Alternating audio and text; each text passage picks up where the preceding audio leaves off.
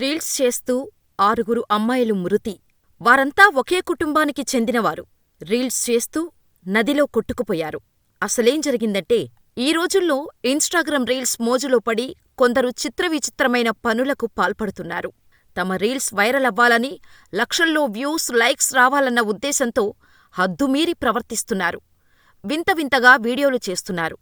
తాజాగా కొందరు యువతులు అలాంటి తప్పే చేయటంతో భారీ మూల్యం చెల్లించుకోవాల్సి వచ్చింది. సోషల్ మీడియాలో ఫేమ్ కోసం ప్రాణాలను పోగొట్టుకున్నారు.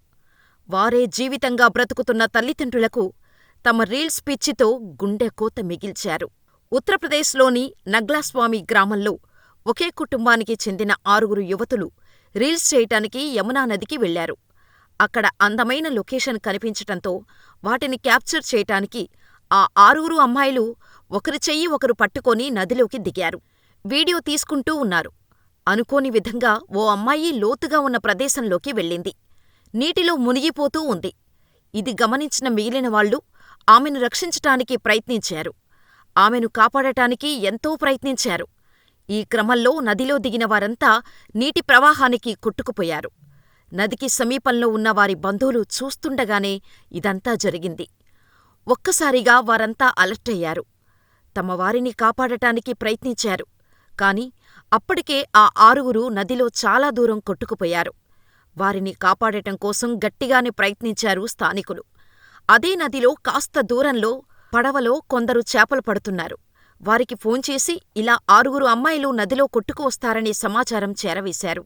ఆ మత్స్యకారులంతా గజ ఈతగాళ్లే కావటంతో ఆ అక్కాచెల్లెలు దొరుకుతారనే నమ్మకం కలిగింది. ఆ ఈతగాళ్లు నదిలో దూకి గాలించారు. ఘటనా స్థలానికి 1.5 కిలోమీటర్ దూరంలో ఆ ఆరుగురు అమ్మాయిలు కనిపించారు. వారిని వెంటనే ఒడ్డుకు చేర్చారు.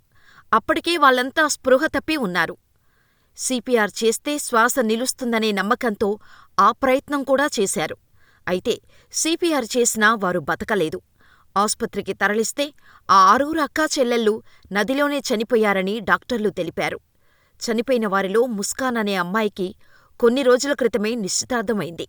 నవంబర్ నెలలో పెళ్లి ఉంది. ఇంతలోనే ఇలా జరిగింది. దీంతో ఒకే కుటుంబానికి చెందిన ఆరుగురు మృతి చెందటంతో గ్రామంలో విషాద ఛాయలు అలుముకున్నాయి.